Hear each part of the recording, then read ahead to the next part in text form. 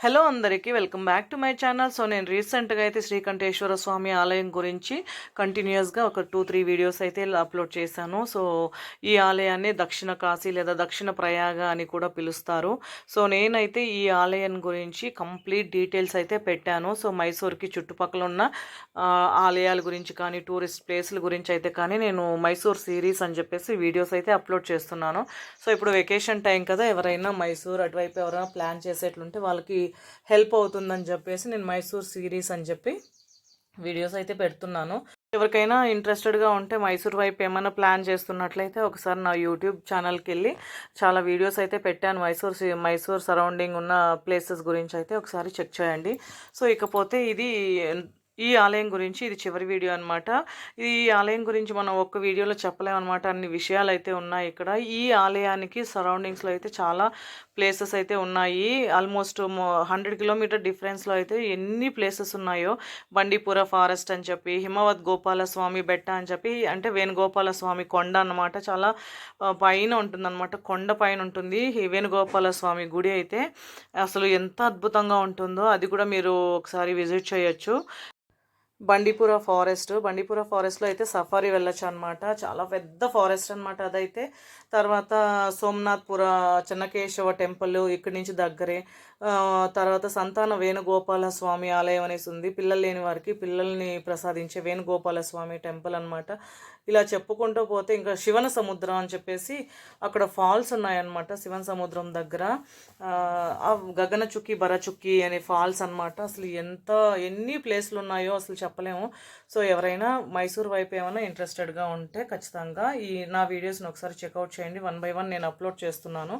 So ఇకపోతే ఈ ఆలయం నుంచి ఆలయానికి ఒక 100 అడుగులు నడుచుకుంటూ వస్తే అక్కడ ఒక పెద్ద శివ స్టాచ్యూ అయితే ఉంది, మీరు వీడియోలో చూసుంటారు.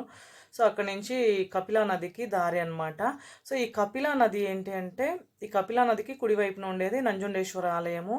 ఈ కపిలా నది గురించి కూడా నేను ప్రీవియస్ వీడియోస్లో చెప్పానమాట. సో ఫస్ట్ ఈ ఊరిని గరలపురి అని పిలిచేవారట. గరలపురి అని ఎందుకు పిలిచేవారంటే, దేవతలకు రాక్షసులకు మధ్య జరిగిన సముద్ర మథనంలో ఫస్ట్ హాలాహలం వస్తుంది. సో ఆ హాలాహలం వచ్చిన వేడికి ఎక్కడ విశ్వమంతా నాశనం అయిపోతుందో అని చెప్పేసి శివుడు ఆ విషాన్ని సేవిస్తాడు. సో శివుడు విషాన్ని సేవించినప్పుడు పార్వతీమాత ఏం చేస్తుంది, ఆ విషాన్ని ఆ శివుడి కంఠంలోనే ఆపేస్తుంది. సో శివుడు విషాన్ని సేవించాడు కాబట్టి ఆయన్ని నంజుండ అని పిలుస్తారనమాట. కన్నడంలో నంజు అంటే విషము అని అర్థము. ఇకపోతే విషం ఆయన కంఠంలో ఉండిపోతుంది కాబట్టి విషకంఠుడు లేదా శ్రీకంఠుడు, అందుకని చెప్పి శ్రీకంఠేశ్వర దేవాలయం అని కూడా పిలుస్తారన్నమాట. సో ఇక్కడ గరళాన్ని సేవించాడు కాబట్టి ఇక్కడ గరలపురి అని ఫస్ట్ అంతా పేరు ఉండేదన్నమాట. దాని తర్వాత నంజుండేశ్వర అనేసి కాలక్రమేణా పేరు చేంజ్ అయింది. సో పార్వతీదేవి ఈ గర్లపురిని దర్శించాలని అనుకుంటుంది. శివుడు తానే స్వయంగా పార్వతీమాతను ఈ గర్లపురికి తీసుకుని వస్తాడు. సో అప్పుడు పార్వతీదేవి ఈ కపిలా నదికి వచ్చి నీటిని తాకడానికి వంగుతుందనమాట. వంగినప్పుడు ఆమె కిరీటంలో నుంచి ఒక మణి అయితే ఈ నదిలో పడిపోతుంది. సో అప్పుడు శివుడు ఏం చెప్తాడంటే, పార్వతి, ఈ ప్రదేశం నా దైవిక అంశతో నా ఉనికితో పవిత్రంగా ఉంది.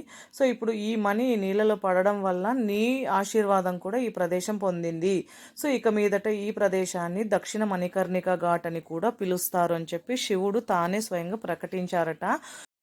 సో అంత పవిత్రమైనదనమాట ఈ కపిలా నది. యాక్చువల్గా ఈ కపిలా నదికి కౌండిన్య నది అనేసి ఒక నది కూడా ఇందులో కలుస్తుంది, ఒక సంగమం కూడా ఉందన్నమాట. ఆ సంగమం దగ్గర, కపిల అండ్ కౌండిన్య నది సంగమం దగ్గర పరశురాముడు తన తల్లి యొక్క శిరస్సును విచ్ఛేదనం చేసిన తర్వాత తన పాపాలని ప్రాయశ్చిత్తం చేసుకోవడం కోసం ఈ కపిలా నది సంగమం ఎక్కడైతే ఉందో అక్కడికి వచ్చి నారద మహర్షి సలహా మేరకు ఆ సంగమంలో స్నానం చేసి శ్రీకంఠేశ్వరుణ్ణి ప్రార్థిస్తే సాక్షాత్తు శివ పరమాత్ముడే దిగి వచ్చి తన పాపాలన్నీ ప్రాయశ్చిత్తం చేశాడని చెప్పి ఒక పురాణ ప్రసిద్ధ కథ కూడా ఉందన్నమాట. అదే కాదు, ఈ యొక్క ప్రదేశానికి చాలా అంటే చాలా పురాణ కథలు కూడా ముడిపడి ఉన్నాయి. సో అవన్నీ కూడా నేను ప్రీవియస్ వీడియోస్లో పెట్టానన్నమాట. ఇవి ఎవరికైనా ఇంట్రెస్ట్ ఉంటే చెక్ చేయండి. ఇకపోతే స్థానికులు చెప్పే మాటలు ఏంటి అంటే, ఎవరైనా సరే శ్రీకంఠేశ్వరుని దర్శనార్థం వచ్చినప్పుడు ఈ కపిలా నదిలో స్నానం చేసి శ్రీకంఠుని భక్తితో కొలిస్తే వారి పాపాలన్నీ పటాపంచలైపోతాయనేసి భక్తుల నమ్మకం అన్నమాట. సో ఈ కపిలా నదికి అటువైపు ఒక బ్రిడ్జ్ కనిపిస్తుంది కదా, ఆ బ్రిడ్జ్ కూడా 1732 ఆ ప్రాంతంలో కట్టినటువంటి బ్రిడ్జ్ అనమాట. ఆల్మోస్ట్ 280 సంవత్సరాల పైనే అయిందనమాట ఆ బ్రిడ్జ్ కట్టి కూడా. సో అదొకటి. తర్వాత ఈ కపిలా నదిలో నేను లైఫ్లో ఫస్ట్ టైం అనమాట, నేను అసలు బోటింగ్ ఎప్పుడు వెళ్ళలేదు. సో ఇదే ఫస్ట్ టైం నా లైఫ్లో బోటింగ్ వెళ్ళడము.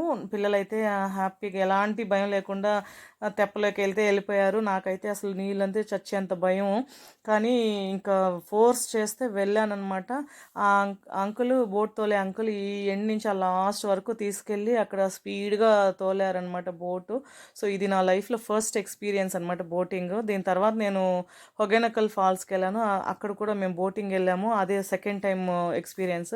కాకపోతే విషయం ఏంటంటే ఇక్కడ వచ్చి కొంచెం డెప్త్ లేదనమాట, నదిలో నీళ్ళు అంతంత డెప్త్ లేదు. భయం ఏం లేదులేండి అని చెప్తే నేను వెళ్ళాను. బట్ హొగెనకల్ మాత్రం చాలా డీప్ ఉండే. సో అదైతే నాకు చాలా భయం వేసింది. సో ఇక బోటింగ్ అంతా ముగించుకొని ఇంక మేము మళ్ళీ బయలుదేరామన్నమాట. ఇక్కడ చూడండి శివుడి విగ్రహం ఎంత బాగుంది కదా అసలు. సో నాకు ఇలాంటి పెద్ద పెద్ద విగ్రహాలు చాలా ఇష్టం, అలా చూస్తుండిపోతాను. ఏంటో నాకు అదొక పిచ్చి.